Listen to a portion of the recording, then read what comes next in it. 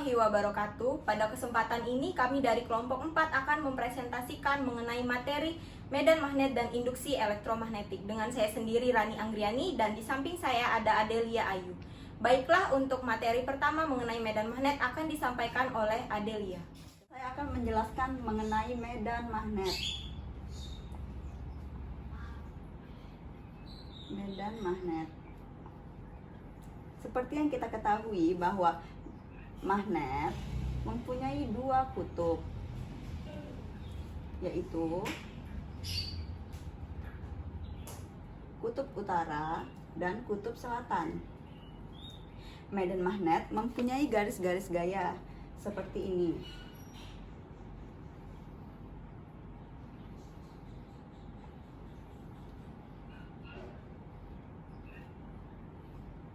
Garis-garis gaya medan magnet selalu berarah dari kutub utara menuju kutub selatan.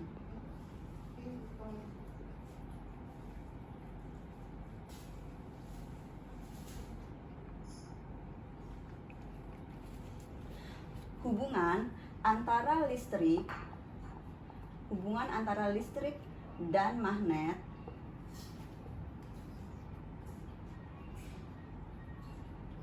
pertama kali ditemukan oleh Hans Christian Ørsted.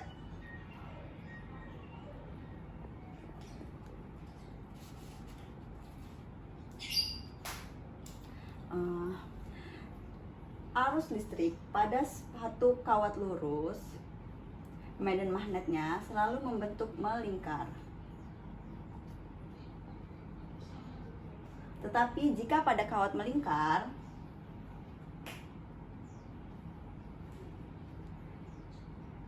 medan magnetnya selalu tegak lurus.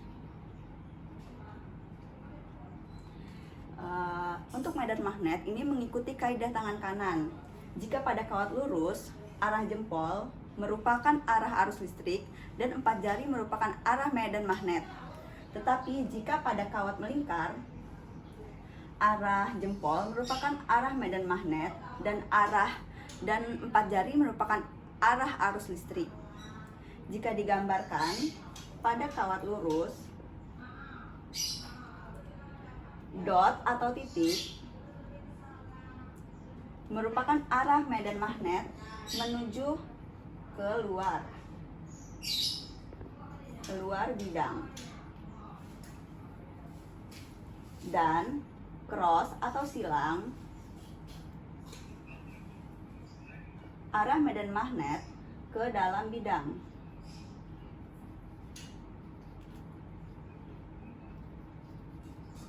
Selanjutnya adalah induksi magnet.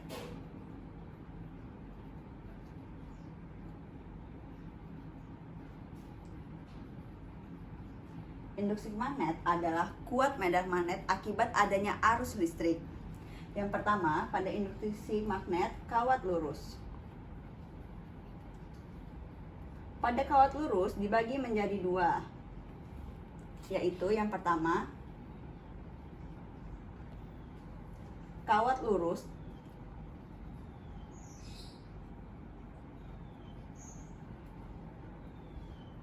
dengan panjang tak hingga.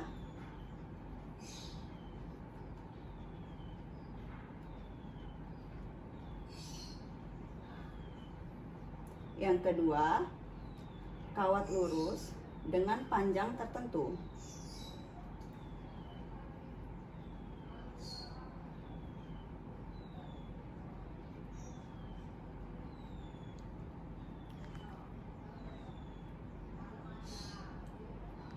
Rumus untuk kawat lurus dengan panjang tak hingga adalah B sama dengan mu 0I per 2pi kali A. Sedangkan untuk kawat lurus dengan panjang tertentu adalah B sama dengan mu 0I per 4pi A, di mana B adalah medan magnet dengan besaran Tesla.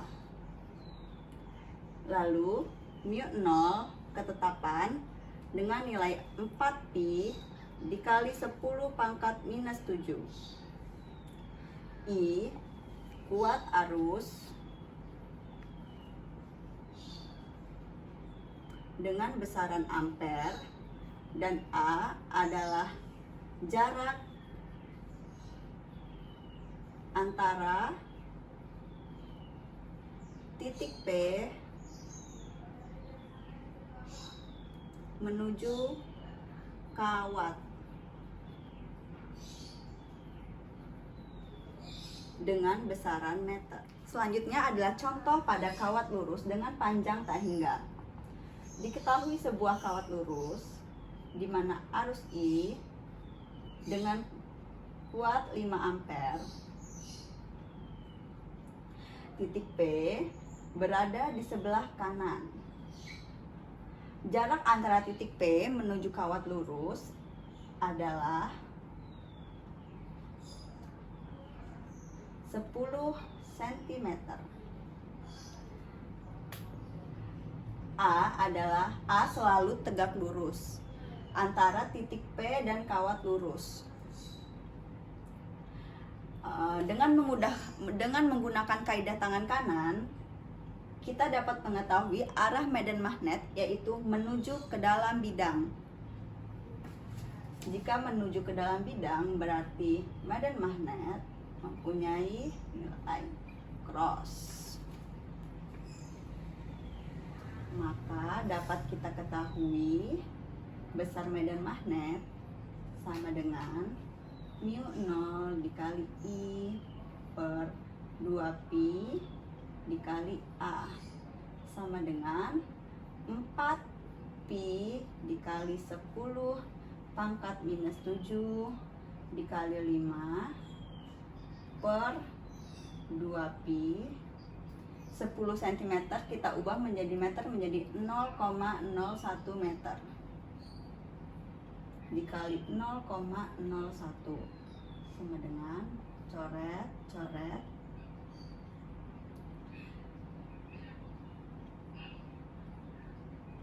sama dengan 1 dikali 10 pangkat minus 4. Selanjutnya yaitu pada kawat melingkar.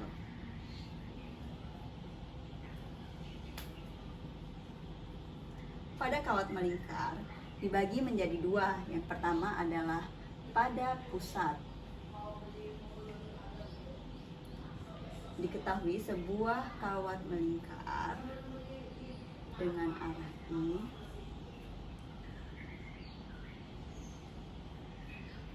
dan titik P berada di dalam lingkaran, maka dapat kita ketahui bahwa dengan menggunakan kaidah tangan kanan, maka dapat kita ketahui bahwa arah arus digambarkan dengan 4 jari, lalu arah medan magnet diketahui dengan jari jempol. Dapat kita ketahui bahwa medan magnet bernilai cross.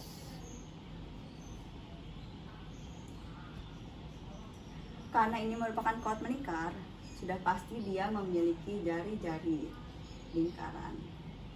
Dengan begitu, rumus medan magnet sama dengan mu0I per 2R, di mana mu0 adalah ketetapan 4pi kali 10 pangkat minus 7, I adalah kuat arus, dan R adalah jari-jari.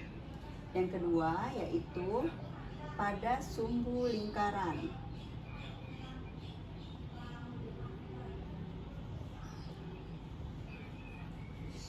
Jika kita memiliki sebuah kawat yang vertikal, di mana sumbu P di sini, arus di sini, sumbu lingkaran terdapat di depan sumbu P. Di sini adalah sumbu lingkaran. Lalu antara titik lingkaran menuju dengan sumbu lingkaran ini adalah A. Antara P menuju titik lingkaran adalah R. Jika disatukan, maka akan membentuk kerucut. Dengan begitu, besar medan magnet adalah mu 0 I dikali R kuadrat per 2A pangkat 3. A kita cari dengan menggunakan rumus Pythagoras. A sama dengan akar dari R kuadrat ditambah, kita mengambil garis dari P menuju S, kita asumsikan dengan S kecil, S kuadrat. Ini adalah rumus A. Selanjutnya adalah solenoida.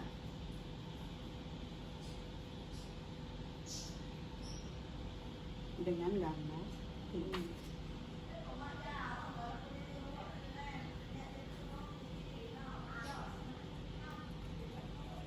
Pada solenoida terdapat dua yang dapat dihitung, yaitu medan magnet pada pusat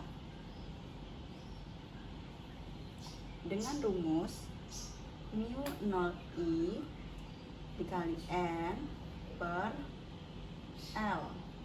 Seperti yang kita ketahui, mu 0 adalah sebuah ketetapan, I adalah kuat arus, N adalah jumlah lilitan,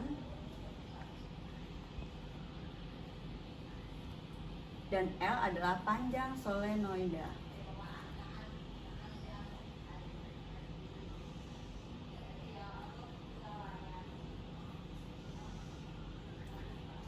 Lalu yang kedua adalah medan magnet pada solenoida yang terdapat pada ujung solenoida.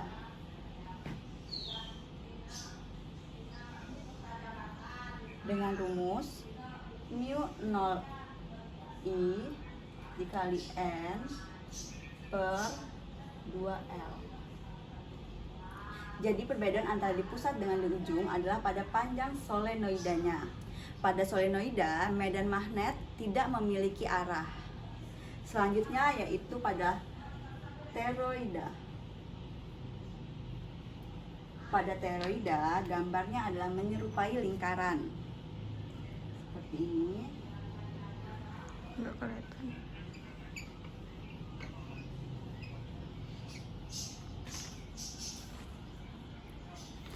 Ini adalah toroida.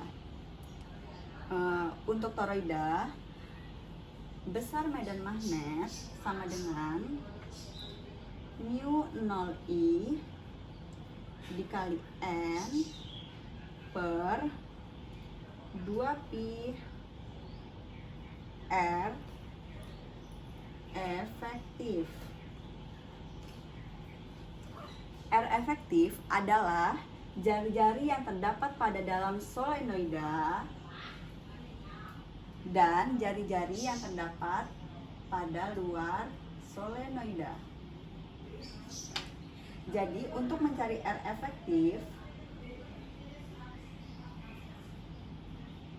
sama dengan R luar solenoida ditambah R dalam solenoida dibagi 2. Selanjutnya adalah flux magnet.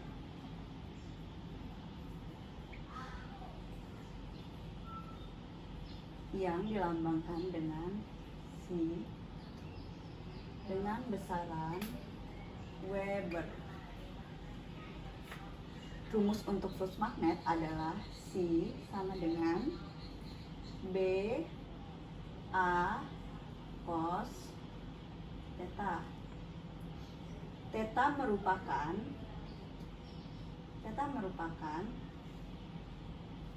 sudut antara garis normal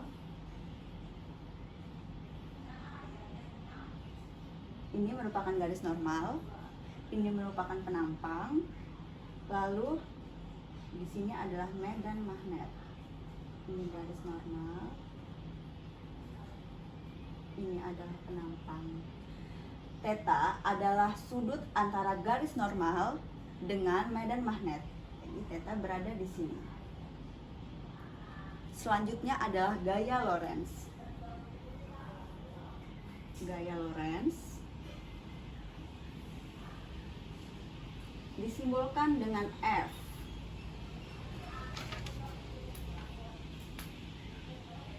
Gaya Lorentz memiliki dua rumus. Rumus yang pertama adalah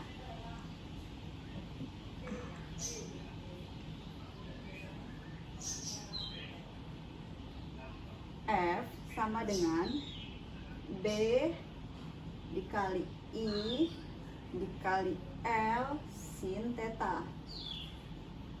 Lalu rumus 2 adalah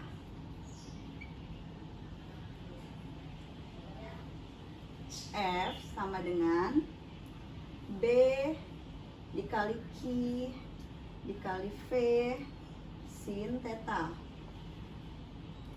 Theta di sini adalah sudut antara B dengan I, lalu B dengan V. Ini rumus untuk satu kawat lurus.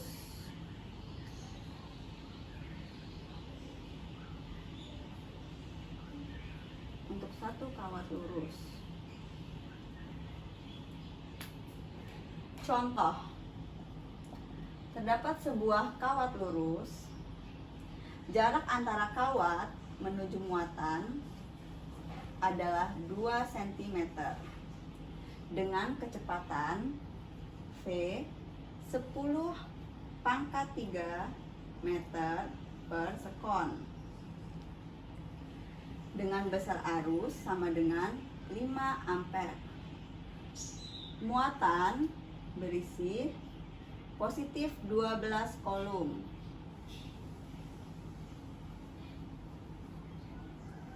Karena ini memiliki muatan, maka kita menggunakan rumus kedua, di mana F sama dengan besar medan magnet dikali Q dikali V sin theta.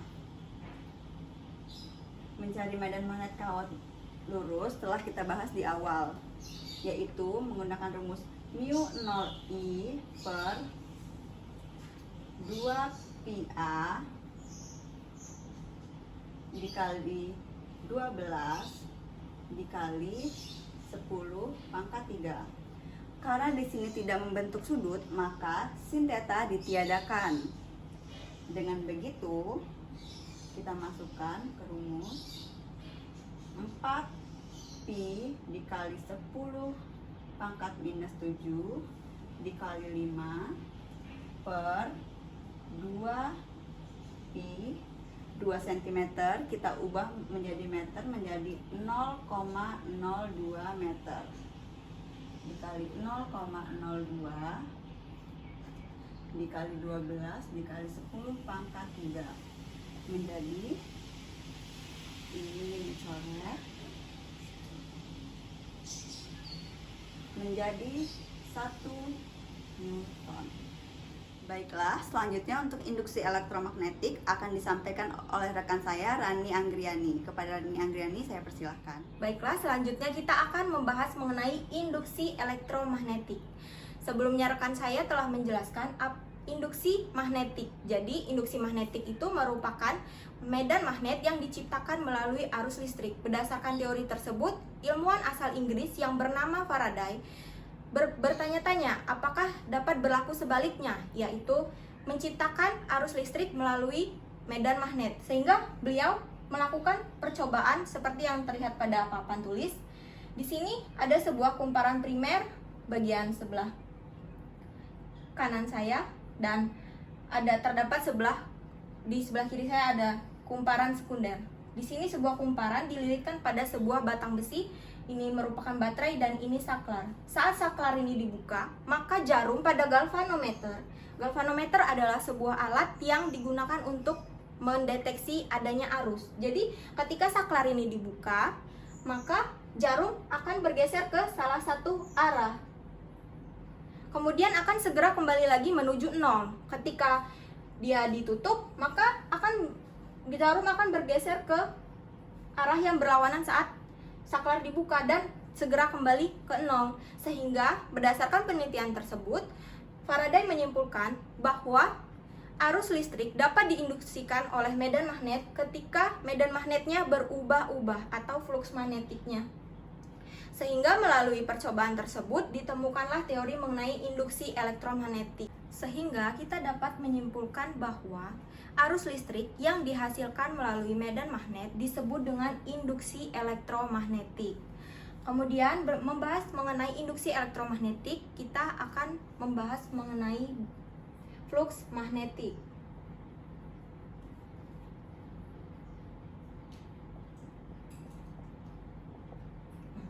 Berbicara tentang flux magnetik, maka kita akan berbicara tentang suatu luas penampang. Kita gambarkan seperti ini. Misalkan ini luas penampang A. Kemudian di antara luas penampang ini kita berikan kutub-kutub. Ini kita sebut kutub utara dan ini kutub selatan. Nah, apa yang terjadi jika ada kutub-kutub? Kan kita ketahui bahwa akan terjadi tarik-menarik. Jadi misalkan di sini ini suatu luas penampang, di sini kita beri salah satu kutub utara dan di sini kutub selatan. Jadi dia tarik-menarik kan akan menimbulkan yang namanya garis-garis hayal. Jadi yang disebut dengan flux magnetik adalah garis hayal atau garis dari medan magnet yang melewati suatu luas penampang. Jadi jika dia di sini garis-garisnya dia tidak melewati kan, itu tidak disebut dengan flux magnetik. Yang disebut dengan flux magnetik ketika garis-garis medan magnet tadi melewati luas penampang. Nah, berbicara tentang bidang, maka kita akan memiliki yang namanya garis normal. Garis normal adalah garis yang tegak lurus terhadap bidang.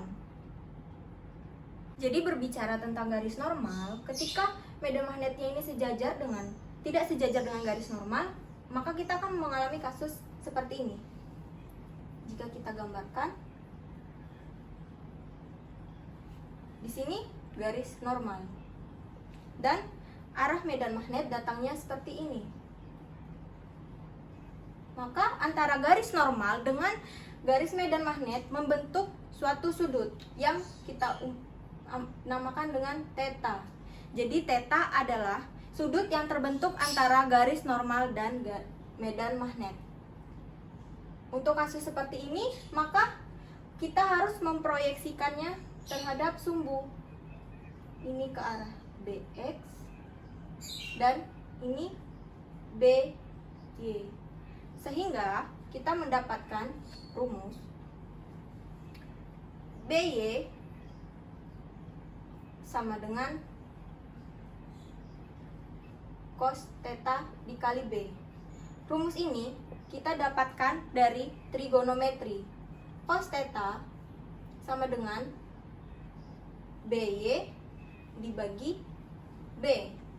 Sehingga nilai BY sama dengan cos theta dikali B. Maka kita dapatkan rumus flux magnetik sama dengan C sama dengan BY dikali dengan luas penampang atau disebut dengan A. Sama dengan tadi kita sudah dapatkan B sama dengan B cos theta, maka bisa kita tuliskan B dikali A dikali cos theta. Inilah rumus untuk mencari besarnya flux magnetik, di mana C sama dengan flux magnetik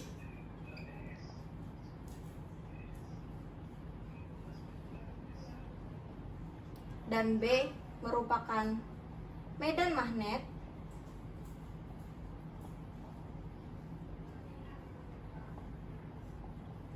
A adalah luas penampang.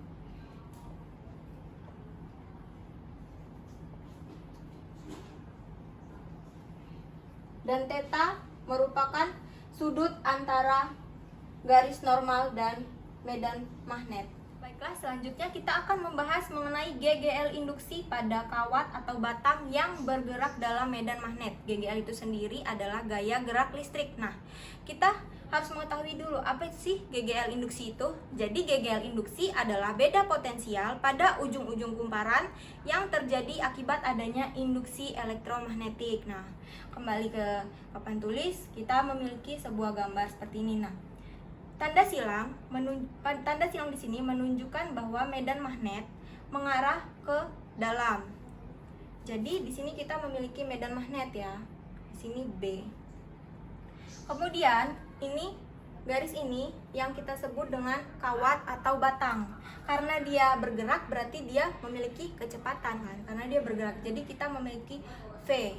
Kemudian untuk menentukan arah arus kita menggunakan kaidah tangan kanan, di mana empat jari kita umpamakan sebagai arah medan magnet, kemudian ibu jari kita umpamakan sebagai arah V, dan telapak tangan kita adalah arah arus. Jadi seperti digambar, karena dia silang berarti dia masuk, berarti seperti ini, dan arah V ke sana berarti seperti ini. Sehingga kita ketahui bahwa arah arusnya ke atas. Bisa kita gambarkan seperti ini. Ini I. Nah, kemudian karena dia bergerak, kita umpamakan batangnya berpindah ke sini.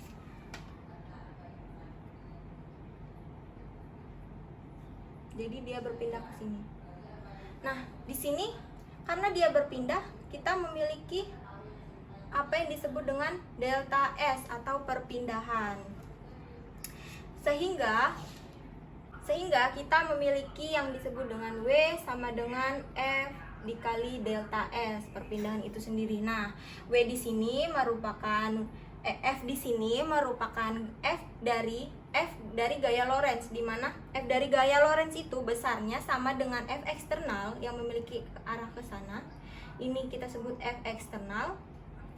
Dan F gaya Lorentz itu berlawanan dengan F eksternal. Jadi F gaya Lorentz ke arah sana, FL. Nah, sehingga di sini W sama dengan, karena arah F eksternal ini berlawanan dengan F gaya Lorentz, sehingga kita tulis negatif FL dikali delta S. Nah, kita tahu di sini jadi bisa kita rumuskan W di sini adalah energi potensial ya, sama dengan Q muatan dikali dengan besarnya epsilon atau gaya gerak listrik. Nah, sehingga rumus ini bisa kita tuliskan Q dikali sama dengan negatif, kita memiliki B dikali arus dikali dengan L adalah panjang dari kawat atau batang, dikali dengan perpindahan. Nah, Q bisa kita tuliskan dengan I dikali T, sehingga kita dapat menuliskan I dikali T kali epsilon sama dengan negatif B dikali I kali L kali delta S. Nah, delta S juga kita dapat menuliskan delta S sama dengan V kecepatan dikali waktu, sehingga delta S yang di sini bisa kita rubah menjadi seperti ini ya. Jadi I dikali T dikali epsilon sama dengan negatif B dikali I dikali L dikali V kali T. Di sini bisa ada yang kita eliminasi, yaitu arus dan waktu, sehingga kita dapatkan besarnya GGL, ini disebut dengan GGL.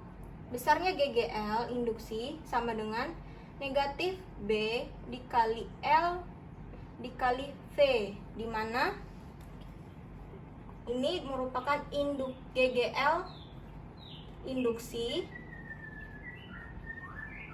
yang memiliki besaran V, kemudian B merupakan medan magnet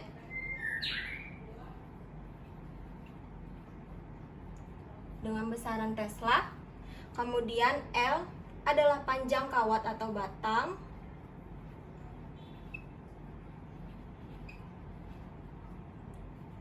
satuannya meter kuadrat, dan V adalah kecepatan.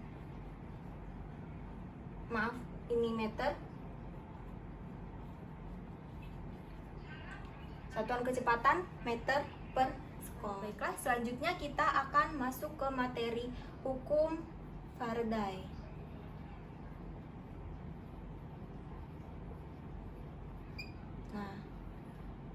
Jadi hukum Faraday ini mengambil rumus dasarnya dari GGL induksi pada kawat atau batang yang bergerak dalam medan magnet. Jadi kita tuliskan epsilon sama dengan min B kali L kali dengan V. Nah, kalau saya kalikan seperti ini, delta T per delta T, boleh kan? Karena dia delta T dibagi delta T nilainya sama dengan 1. Jadi min B kali L kali V, sehingga kita tuliskan epsilon dikali delta T sama dengan min B dikali L kali V kali delta T. Nah, V dikali delta T, kembali lagi ke sini, V dikali delta T sama dengan delta S. Jadi bisa kita tuliskan epsilon dikali delta T sama dengan negatif B dikali L dikali delta S. Nah, kita tinjau gambar sebelah sini. Delta S-nya di sini kan, kita memiliki delta S. Kita umpamakan di sini A, B, C, dan D. Nah, keempat titik ini membentuk gambar persegi panjang kan? Jadi kalau kita memiliki delta S dikali L, L itu ini panjang kawat, jadi dia panjang kali lebar, jadi dia adalah luas, sehingga bisa kita tuliskan L dikali delta S sama dengan negatif B dikali luas. Nah, kita tahu rumus ini tadi di awal sudah dijelaskan, B dikali A sama dengan rumus dari C atau flux magnetik, sehingga kita dapatkan di sini delta T sama dengan negatif delta C, sehingga kita dapatkan GGL induksi sama dengan negatif delta C dibagi delta T. Jadi rumus ini berlaku untuk jumlah lilitan yang bernilai 1.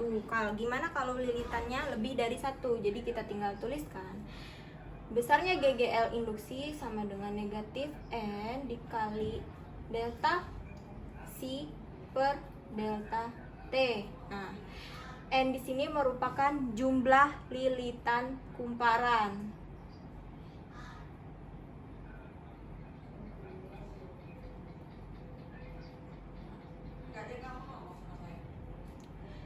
Kalau kita pakai delta, ini kan berarti yang berubah pada waktu yang keadaan tertentu ya. Jadi kita bisa tuliskan besar GGL sama dengan N dikali C2 min C1 dibagi T2 min T1. Tetapi jika dia hanya pada waktu yang sesaat, kita bisa mencari nilai besarnya GGL dengan rumus N dikali DC per D theta, yaitu kita turunkan.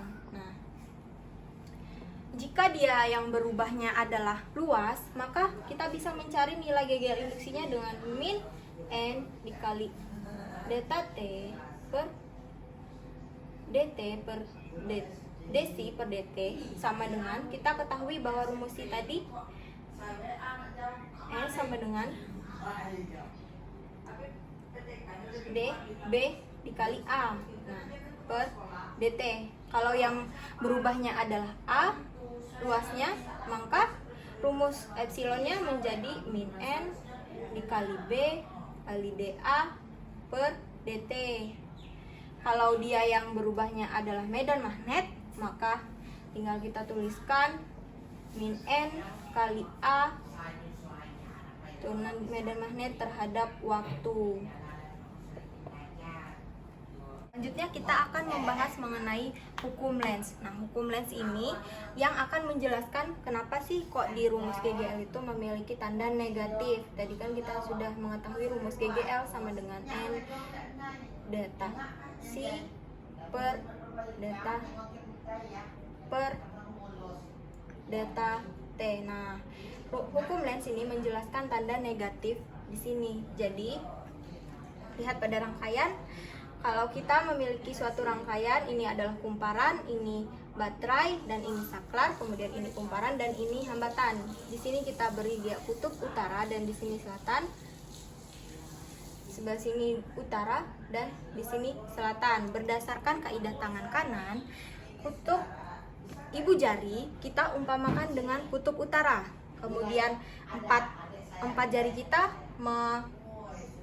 mengarahkan arah arus yang mengalir pada kumparan. Jadi seperti di sini utaranya mengarah ke sana kan, sehingga ini utara, maka arah arusnya akan ke keluar ke sini ya, berarti dia seperti ini nih.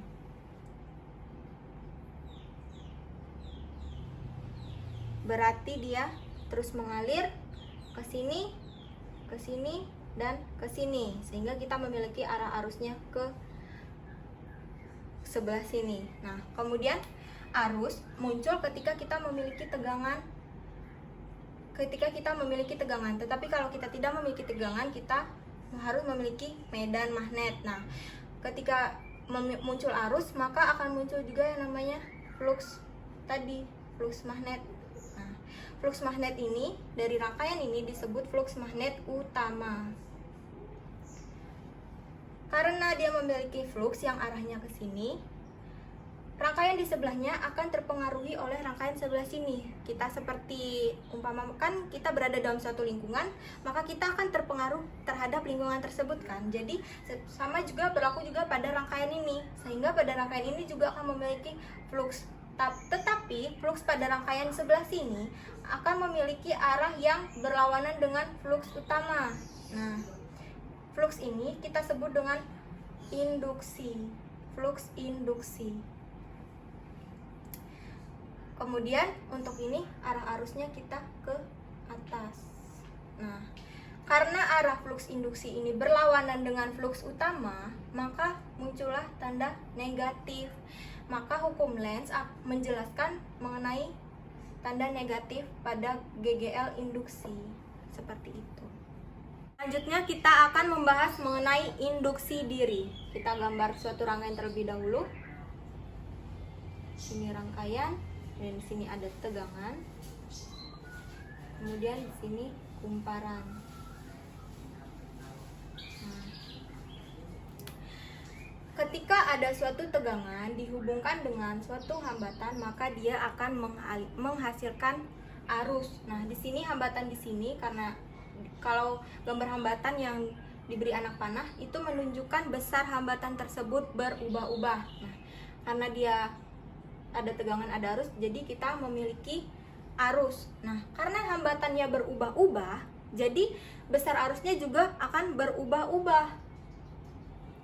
Kita tuliskan, besar arus yang berubah-ubah mengalir ke kumparan, jadi dia mempengaruhi besar induksi magnetiknya juga. Nah, besarnya induksi magnetik yang berubah-ubah akan mempengaruhi flux yang akan mempengaruhi fluxnya juga. Nah, jadi di sini fluxnya juga terpengaruh. Nah, flux yang muncul akibat besarnya arus yang berubah-ubah dan besarnya induksi magnetik yang berubah-ubah, inilah yang disebut dengan induktansi diri atau G. Kita simbolkan dengan epsilon I0. Nah, kita dapat menuliskan rumus epsilon I induktansi diri sama dengan negatif mu 0 dikali dengan luas penampang dikali jumlah lilitan dibagi dengan L dikali dengan DI per DT, karena I-nya berubah-ubah. Ini sendiri kita sebut dengan L, yaitu induktansi diri. Jadi kita dapat tuliskan sama dengan negatif L dikali DI per DT, di mana Ein sama dengan induktansi diri atau induksi diri memiliki satuan volt, kemudian mu 0 atau adalah permeabilitas yang memiliki nilai sebesar 4pi dikali 10 pangkat negatif 7. A merupakan luas penampang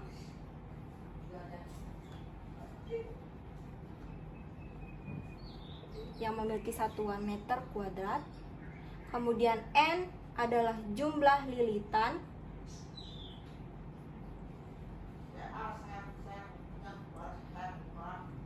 L adalah panjang kumparan ini.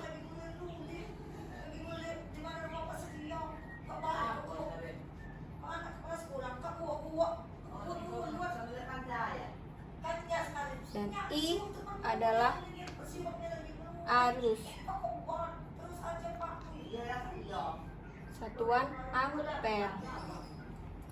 Selanjutnya kita akan membahas mengenai GGL induksi pada kumparan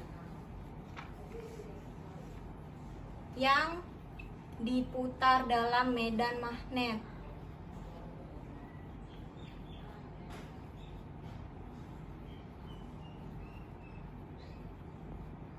Jadi bisa kita gambarkan seperti ini. Di sini kita beri kutub utara, kemudian di sini kutub selatan, dan di tengah-tengahnya adalah kumparan yang diputar. Kita gambarkan seperti ini ya kumparannya. Jadi dia ini diputar dengan kecepatan sebesar omega. Karena seperti yang saya jelaskan tadi, dia dari medan magnet ini akan muncul flux magnetik, yaitu garis hayal atau garis medan magnet yang menembus suatu luas penampang. Nah, jadi kita dapat tuliskan rumus, yaitu induksi sama dengan negatif N